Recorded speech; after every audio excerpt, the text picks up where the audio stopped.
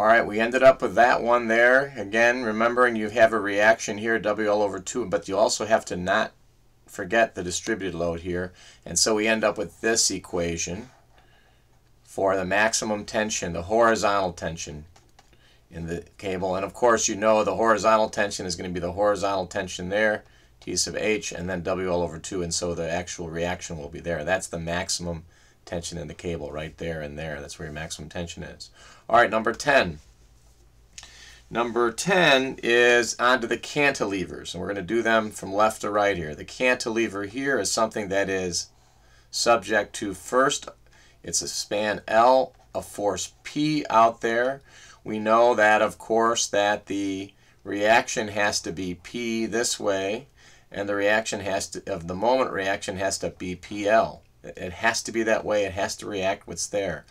So the shear, of course, looks like this. It's the same all the way across the beam, and the moment turns out to be like that. So that's your value PL over here. So the moment has to be equal to the force times the distance. That's number 10. Let's go on to number 11. Number 11 is a very similar problem. And these, of course, you see them on the ground more than you see them coming off the edge. A tree is a cantilever, but let's look at something there. That you have a span L and a uniform load here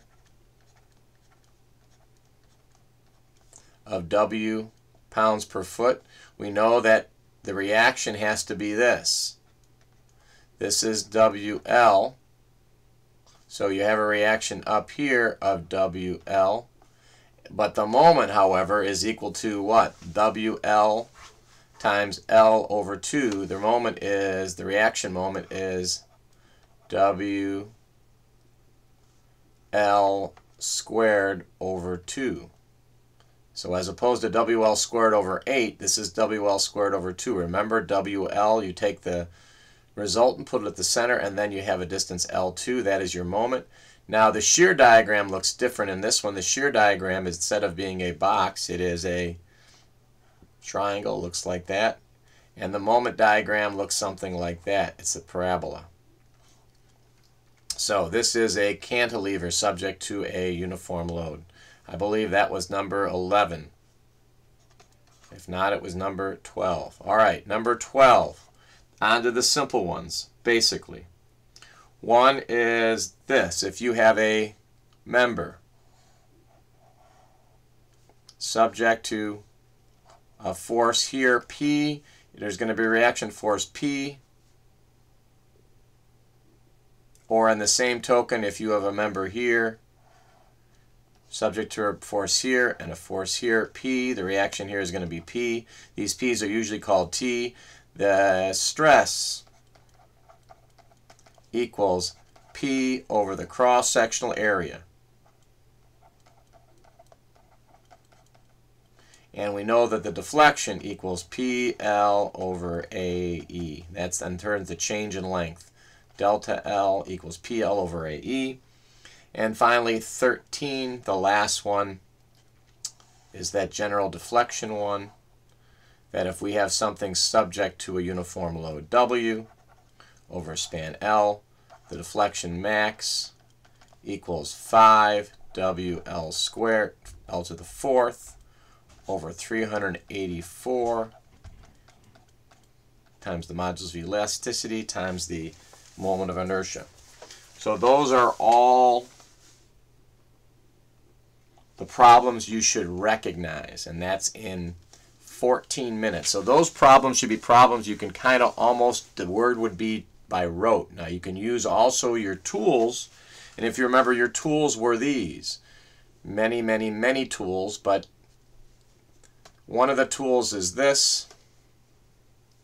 You add vectors that are concurrent by just adding them tip to tail, more or less. That's one of your tools. Another tool is this. You add forces that are not concurrent by sliding them up to a point of concurrency.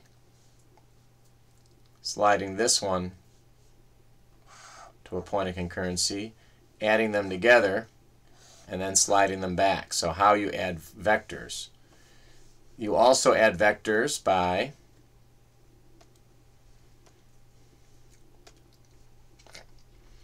writing their, you have vectors here, you write the description of their radial vector, force vector pair and calculate a moment. Maybe you've got another here, that's maybe 5 and 7 and 10 and 6, and you've got another vector here, that's 7 and 10 in location, and 15 and 10. Well, you add their forces up, which in this case would be 10, 25, 40, and 26, 36. So the force F sub x equals 40, F sub y equals 36. And you also add up their moments. This moment is 0. This moment is 30 minus 70, so minus 40. And this moment here is 70 minus 150, so minus 80. And so the sum of the moments is minus 120. And so you need to find a force that has this direction, that has a moment of minus 120, and that's how you get its line of action. Okay. One of the other things I think you should realize is that if you need to, and it's quite often a good way to do it, if you need to go about sliding a vector parallel to its line of path, you can do that. You can slide the vector, but then you also have to add then a torque equal to this area. That's the concept of R cross F. So that's how you go about adding vectors many, many different ways, calculator and everything else. The last two, I think, is the last three, I would say, that if you know the moment and you have a required section modulus, you want to determine a sectional modulus, you do this formula. M over S is less than or equal to 60% of the yield strength, and so you solve for S equal to M equals 60% of the yield stress. Or if you know you have a force P and you want to know what the area to get, you say the formula P over A is less than or equal to 60% of the yield stress, and therefore you solve for A by saying P over 60% of the yield stress equals the area required. This is the section required, section modulus required. So that is on sum a good start at what should be sight, so that you can then go about applying some of these tools and at least making a comment on each and every problem set we've had up till now. Thanks for listening.